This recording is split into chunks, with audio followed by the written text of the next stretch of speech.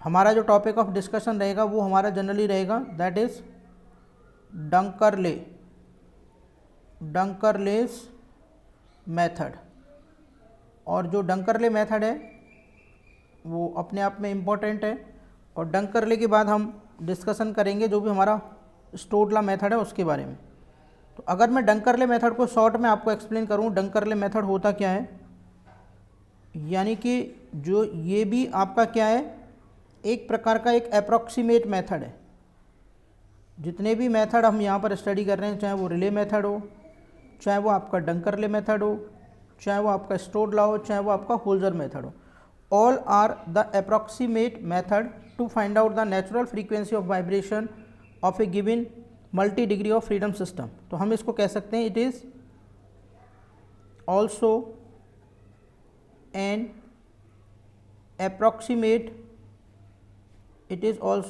approximate method to find out it is also an approximate method to find out natural frequency of vibration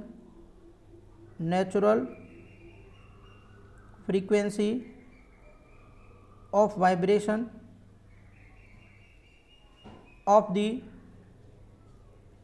multi degree of freedom system,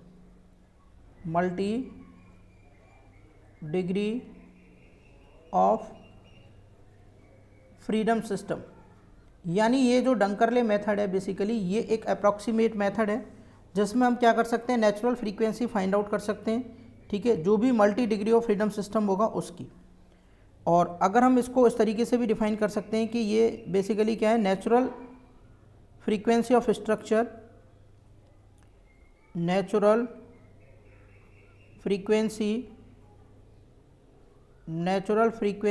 of structures यानी civil के अंदर जो हम find out करते हैं, of structures are evaluated by this method. यानी अगर मैं बात करूं कि भाई जो नेचुरल फ्रीक्वेंसी ऑफ स्ट्रक्चर है उसको हम एवेल्युएट कर सकते हैं इस मेथड के through. This method is used, इस मेथड को हम क्या करते हैं, यूज करते हैं to find out the natural frequency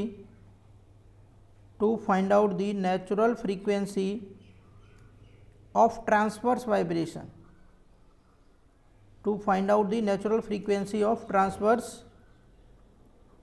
vibration, यानी ट्रांसवर्स वाइब्रेशन की जो नेचुरल फ्रीक्वेंसी उसको फाइंड आउट करने के लिए भी हम इस मेथड को यूज कर सकते हैं। The load of the system is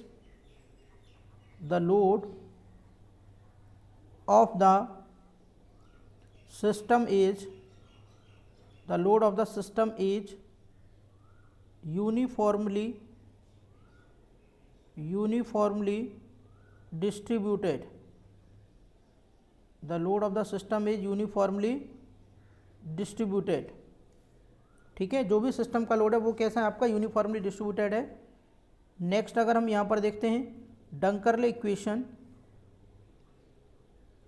डंकरलेस equations can be written as. Dunkerley equation को हम कैसे लिख सकते हैं, बेसिकली जैसे मान के चलिए 1/ओमेगा n का होल स्क्वायर बराबर, ये आपको याद रखनी है, is equal to one by omega 1 square plus one by omega 2 square plus one by omega 3 square plus dot dot dot, और जो भी आपका सिस्टम है 1/ओमेगा s स्क्वायर। यहाँ पर ये क्या आपकी इक्वेशन नंबर 1 है। जैसे हमने रिले मेथड में जो नेचुरल फ्रीक्वेंसी है ओमेगा n स्क्वायर का फॉर्मूला निकाला था, ओमेगा n का whole square is equal to क्या निकाला था, G sigma mi by I upon में सिग्मा mi बाई आई का होल स्क्वायर, वो जो जनरल फार्मूला निकाला था। ऐसे डंकरले इक्वेशन का ये फार्मूला है 1/ओमेगा n स्क्वायर। n इज जहाँ पर अगर हम बात करते हैं इस पर्टिकुलर फॉर्मूले में ओमेगा n क्या है, ओमेगा n है आपकी नेचुरल फ्रीक्वेंसी ओमेगा एन है natural frequency of transverse vibration, natural frequency of transverse vibration of shaft या जो भी पर्टिकुलर सिस्टम है for many point loads, for many point loads, यानी जो भी शाफ्ट की अगर हम ट्रांसवर्स वाइब्रेशन की नेचुरल फ्रीक्वेंसी निकाल रहे हैं तो उसमें ओमेगा एन क्या natural frequency of transverse vibration है किसकी, शाफ्ट की, जिस पर कई सारे यूनिट पॉइंट लोड्स अप्लाइड हो रहे हैं। यहाँ पर अगर हम बात करते हैं omega 1, omega 2, omega 3 and up to this one, ये बेसिकली क्या है, एटसेट्रा ETC जो भी टर्म्स हम ले रहे हैं, ये क्या है, natural frequency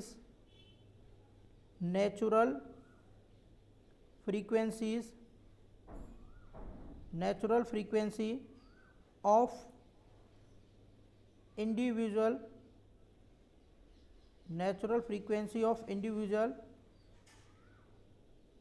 point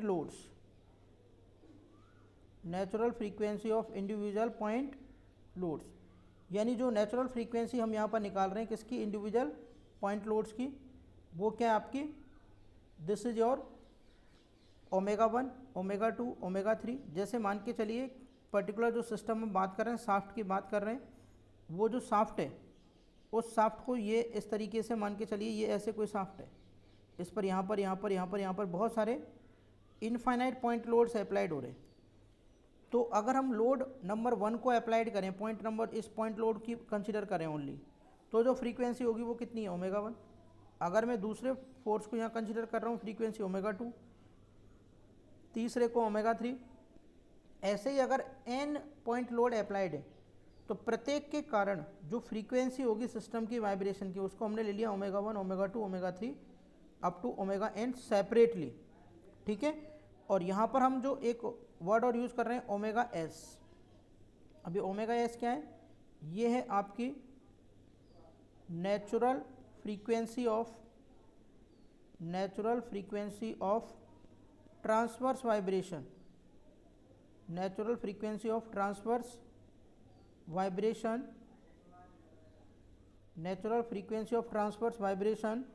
because of the weight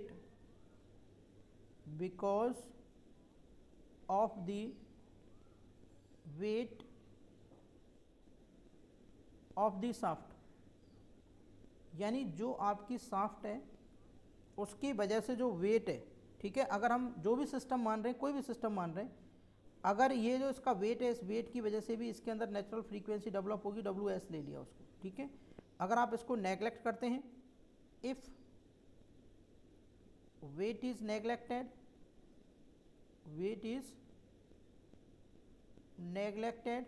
wait को नेग्लेक्टेड करते हैं, ठीक है, देन जो नेचुरल फ्रीक्वेंसी है वो बेसिकली उसका फॉर्मूला क्या चेंज हो जाएगा, 1 upon omega n square is equal to 1 square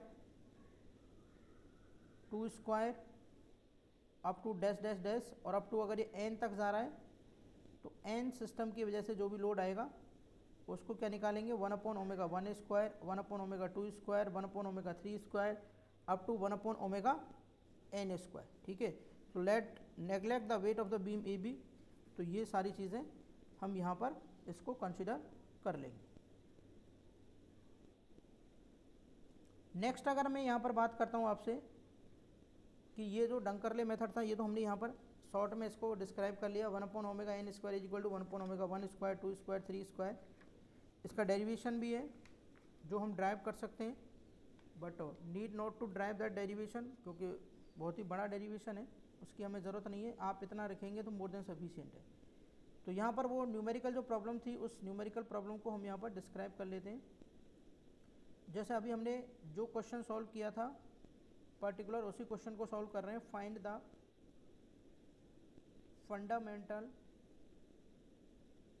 fundamental natural frequency of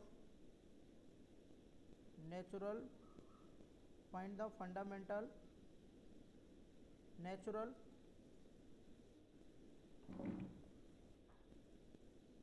frequency, find the fundamental natural frequency of torsional vibration.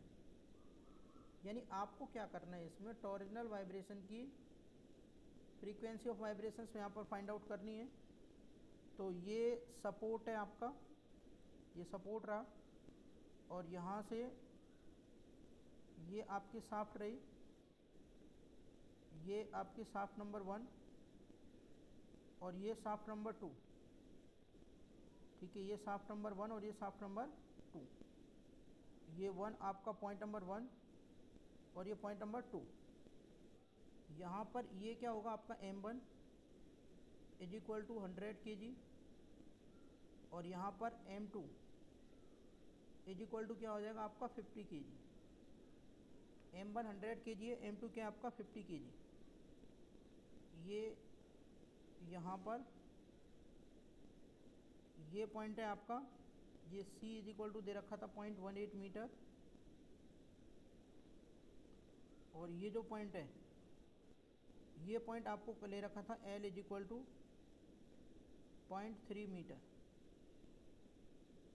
L is equal to क्या है 0.3 metre. ठीक है, E आपको यहाँ पर दे रखा था, E मॉडुलस ऑफ इलास्टिसिटी था मटेरियल का 1.96 इंटू 10⁻11 न्यूटन पर मीटर स्क्वायर, और जो I है, I क्या था आपका 4 इंटू 10⁻⁻7 मीटर की पावर 4। ये फ्रीक्वेंसी हमें फाइंड आउट करनी थी। और यहाँ पे मेथड कौन सा यूज करना है, यूजिंग डंकरले मेथड, डंकरलेस मेथड यूज करना है। अगर मैं डंकरले मेथड से इसका सॉल्यूशंस करता हूँ, रिले मेथड से कल हमने सॉल्यूशंस इसका निकाला था, इसी तरीके से हमें यहाँ पर क्या करना है, इस पर्टिकुलर मेथड को यूज़ करना है। तो यहाँ पर अगर हम बात करते हैं तो यूजिंग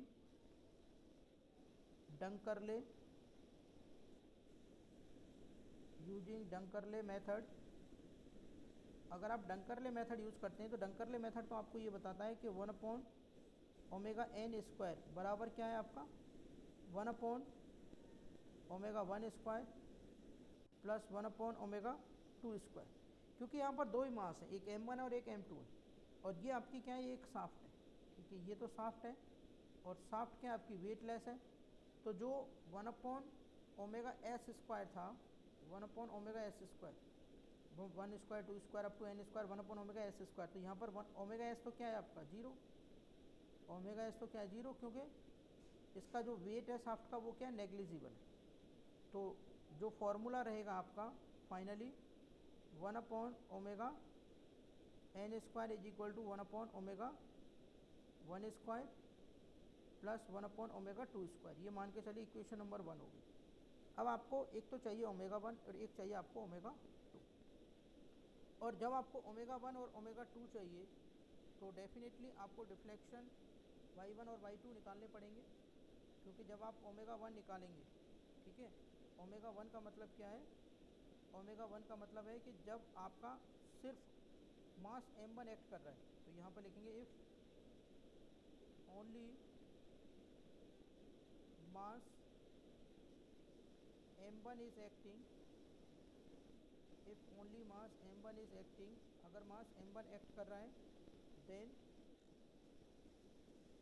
ω1 बराबर क्या हो जाएगा यहाँ पर g/y1 का अंडर रूट, g/y1 का अंडर रूट, और g क्या है आपका 9.81 और y1 क्या है 2.43 इंटू 10⁻⁻5।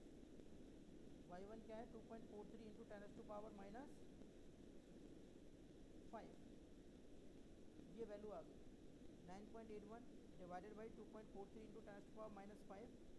ये वैल्यू हमने यहाँ पर गेट कर ली। और ये फॉर्मूला हमें याद भी रखना पड़ेगा, ω1 इज इक्वल टू क्या होता है, बेसिकली √k/m होता है, √k/m होता है। कब होता है k/m, जब मान के चलिए एक स्प्रिंग मास सिस्टम हो, एक स्प्रिंग है और एक मास सिस्टम। अगर हम स्प्रिंग को रिप्लेस कर रहे हैं किससे, शाफ्ट से, और शाफ्ट पे यहाँ पर एक लोड अप्लाइड कर रहे हैं, और ये ऐसे वर्टिकल कंडीशन में ही कोई फ़र्क नहीं पड़ रहा है, ये लोड आपने मास m1 लगाया है यहाँ पर, क्योंकि ये शाफ्ट है जिसकी लेंथ c है। तो डेफिनेटली यहाँ पर क्या हो रहा है, शाफ्ट का डिफ्लेक्शन हो रहा है। यहाँ पर क्या हो रहा है, शाफ्ट का डिफ्लेक्शन हो रहा है, यानी ये जो शाफ्ट है, ये शाफ्ट आपकी कुछ इस तरीके से बेंड होगी इस मास के बीच। तो हमें ये डिफ्लेक्शन चाहिए वाई, जिससे मैंने आपको बताया भी था स्टार्टिंग में यूनिट नंबर 1 में, √g/Δst का जो फॉर्मूला लगाया था, ω1 √g/Δst। तो यहाँ से भी ω1 क्या आ जाएगा, √g/y1। अब ये जो y1 है ये कैसे आया, ये जो वैल्यू आ रही है यहाँ पर y1 कैसे आ रही है, ये वैल्यू के लिए ही हम मैं इसको आगे करा रहा हूँ। यानी ये जो वैल्यू y1 है, just a minute, how we are getting this value y1, ये जो वैल्यू है, इस वैल्यू के लिए हमें ये इसको थोड़ा सा आगे सॉल्व करना पड़ेगा, ठीक है। इसके लिए अगर हम इसको आगे सॉल्व करते हैं, जस्ट ए मिनट, इसको तो मान के चलिए ये इक्वेशंस आपकी यहीं पे बाद में लिख लेंगे। तो हमें चाहिए y1, तो नाउ सबसे पहले हमें क्या चाहिए y1, तो y1 क्या है, डिफ्लेक्शन, ठीक है ना, एट पॉइंट 1। और पॉइंट 1 कौन सा है, जैसे अगर आप इसको इस तरीके का स्ट्रक्चर समझ रहे हैं, ये स्ट्रक्चर है, तो ये पॉइंट नंबर 1 हो गया और ये पॉइंट नंबर 2 हो गया, ठीक है। तो पॉइंट नंबर 1 पर जो डिफ्लेक्शन आएगा किसकी वजह से आएगा, जो मास m1 है उसकी वजह से, ठीक है। तो ये मास m1 कितना है, m1 इंटू में g इंटू में क्या हो जाएगा, a11, ठीक है। वही w इंटू में a11, मास इंटू में जो भी पॉइंट है रिफ्लेक्शन a11। तो जो a11 आएगा मास m1g, तो आपको पता ही है m1g तो है ही, a11 क्या आ जाएगा आपका CQ divided by 3EI, CQ divided by 3EI। यानी ये कैंटिलीवर बीम है, कैंटिलीवर बीम में ये लेंथ कितनी है आपकी, ये लेंथ है C, और यहाँ पर जो वेट है वो कितना है, W, और W क्या है, ये m1 इंटू जी, m1 इंटू जी। तो इस W की वजह से ये जो डिफ्लेक्शन आएगा यहाँ पर, ये जो डिफ्लेक्शन आएगा, ये डिफ्लेक्शन ही तो चाहिए आपको, ये y1। और ये डिफ्लेक्शन बेसिकली क्या आता है, ये डिफ्लेक्शन आता है, अगर आपका यहाँ पे वेट W है तो W CQ divided by 3EA, ये डिफ्लेक्शन आता है। तो यहाँ पर भी y1 की वैल्यू वही है, W का मतलब ये रहा m1 इंटू जी, a1। तो ये देखेंगे ये W CQ divided by 3EI, a11 क्या है, कॉन्स्टेंट है।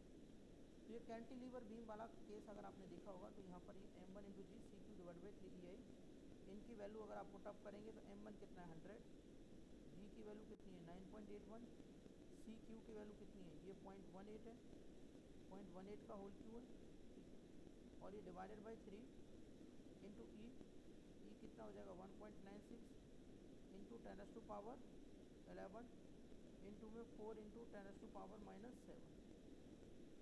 ये वैल्यूज़ हमने यहाँ पर पुटअप कर दी, और जब हम ये वैल्यूज़ पुटअप करेंगे और ये वैल्यूज़ हमें क्या मिल रहा है y1 यहाँ पर, तो फाइनली जो y1 की वैल्यू है वो कितनी आ जाएगी आपकी 2.43 इंटू 10⁻−5 मीटर, 2.43 इंटू 10⁻−5 मीटर। ये वैल्यू किसकी मिल गई आपको, ये वैल्यू हमें मिल गई यहाँ पर y1, ठीक है। सिमिलरली हम किसके लिए निकाल देंगे, y12 के लिए निकाल देंगे। सिमिलरली हम किसके लिए निकालेंगे, y2 के लिए निकालेंगे। तो y2 जब हम निकालेंगे डिफ्लेक्शन, ये मास हो गया मान लीजिए, ये पॉइंट नंबर 1 था, ये पॉइंट नंबर 2 हो गया। तो यहाँ पर जो मास है वो कितना है m2 इंटू जी, इसकी जो लेंथ है वो कितनी है l। तो यहाँ पर बेसिकली क्या हो जाएगा, ये m2 इंटू जी, और यहाँ पर हो जाएगा a2, यानी deflection at the point 2 due two point 2। तो ये स्टूडेंट्स हो जाएगा ये m2 इंटू जी, और इसको वही आप क्या करोगे, इसमें चेंजेस कर दोगे LQ डिवाइडेड बाई 3 इंटू में I। और अगर आप इसमें ये y2 की वैल्यू यहाँ से निकालोगे तो फाइनली ये जो y2 है ये कितना आ जाएगा m2 इंटू जी। तो m2 इंटू जी कितना था 50 इंटू 9.81,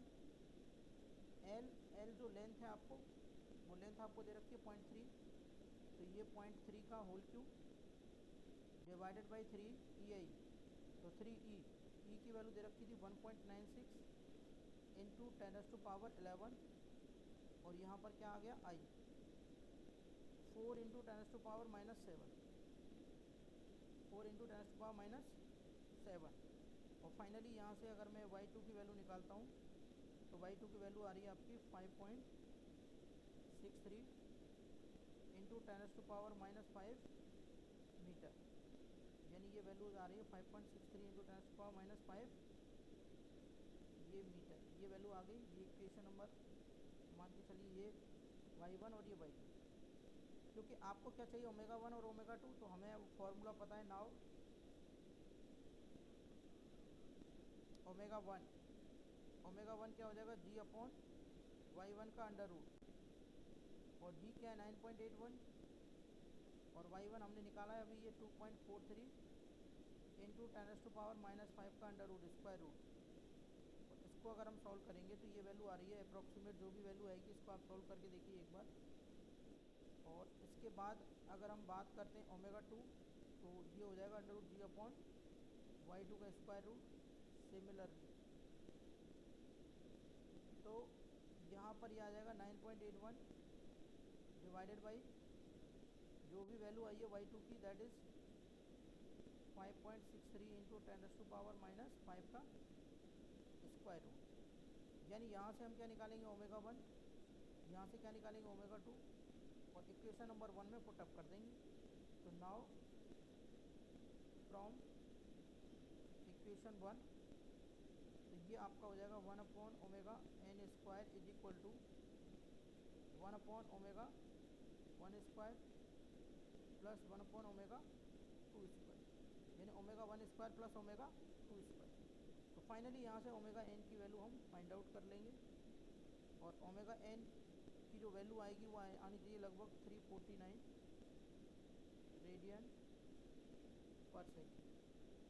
अगर हम इसको सॉर्ट आउट करते हैं, इसकी वैल्यू पुटअप करते हैं, ω1 निकालते हैं, ω2 निकालते हैं, तो ये हमारा क्वेश्चन यहाँ पर सॉर्ट आउट हो जाएगा। किस तरीके से हमें इस टाइप के जितने भी क्वेश्चन हैं वो हमें इसी तरीके से सॉल्व आउट करते हैं। अलग अलग केसेस में जो डिफ्लेक्शन का फॉर्मूला है वो अलग अलग हो सकता है। जैसे कहने का मतलब है, अगर मैं देखिए ये न्यूमेरिकल वही डिफ्लेक्शन वाले न्यूमेरिकल्स ही आपके बनेंगे। जैसे अगर आप एग्जांपल नंबर 2 लें, ये मान के चलिए ये एक सिंपली सपोर्टेड बीम है, और इस सिंपली सपोर्टेड बीम में इसके दो सपोर्ट हैं, एक ए सपोर्ट और एक बी, यानी ए है और ये क्या है, ये बी है।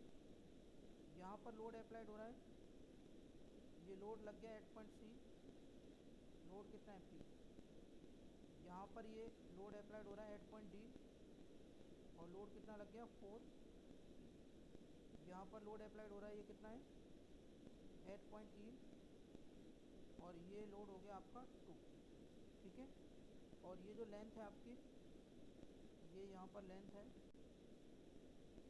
ये लेंथ आपकी है एल, लेंथ है आपकी एल लेंथ है इसकी। तो अब इसमें जैसे मान के चलिए आपको ω1 ω2 ω3 निकालना है, ठीक है। ω1 जैसे निकालना है तो वही g/y1 रिफ्लेक्शन निकाल लेंगे आप, ठीक है। अब देखिए ये जो पर्टिकुलर बीम है ना, इसमें जो डिफ्लेक्शन आएगा y1, अब ये क्या है कि आप ऐसे मान सकते हैं कि बीच में पॉइंट पर जो डिफ्लेक्शन आएंगे, ठीक है, जैसे ω1 आप निकालोगे, ऐसे ही आप क्या निकालोगे, यहाँ से ω2 निकालोगे तो वो g/y2, ω3 निकालोगे क्योंकि यहाँ पर 3 ही लोड है ना, g/y3। और अगर आप यहाँ पर जैसे y1 निकालोगे, ठीक है, यहाँ पर क्या निकालोगे y2, यहाँ पर क्या निकालोगे y3, जो भी डिफ्लेक्शन है इनके डिफ्लेक्शन। तो ये फार्मूला आपको स्ट्रेंथ ऑफ मटेरियल में देखना पड़ेगा कि अगर मान के चलिए दोनों एंड आपके सिंपली सपोर्टेड है, ठीक है, और बीच में अगर कोई पॉइंट लोड लग रहा है तो जो लोड आपका सेंटर पे लगता है उस केसेस में डिफ्लेक्शन का फॉर्मूला कितना आता है, WL/40 EI आता है, तो 48 EI वाला लगाना पड़ेगा। तो W को हटा के वहाँ पर L/40 EI इस तरीके से आपको वो फॉर्मूले y1 y2 y3 यहाँ पर निकालने पड़ेंगे। और y1 y2 y3 निकाल के ω1 ω2 ω3 निकलेगा। तो अब आप यहाँ से 1/ω(n² की वैल्यू तब आप निकाल पाएंगे ω1² ω2² और ω3। इस तरीके से जो सिंपली सपोर्टेड बीम, ठीक है ना, या फिर हम बात करें कैंटिलीवर बीम है, ठीक ठीक है। इस टाइप की जो बीम्स हैं उनके जो क्वेश्चंस हैं, इस टाइप के जो भी क्वेश्चंस रहेंगे उन क्वेश्चंस की वैल्यू आपको फाइंड आउट करनी पड़ेगी। और उनकी वैल्यू अगर हम फाइंड आउट करेंगे तो उसके जो कांस्टेंट हैं, जैसे A11 है, A12 है, A21 है, A23 है, A33 है, इस तरीके के जो कांस्टेंट है ये हम तभी निकाल पाएंगे जब हम न्यूमेरिकल करके सॉल्व करके इनको देखेंगे। जब हम न्यूमेरिकल करके सॉल्व करके देखेंगे तभी हम इस टाइप के जो न्यूमेरिकल्स हैं उनको सॉल्व कर पाएंगे एग्जाम में।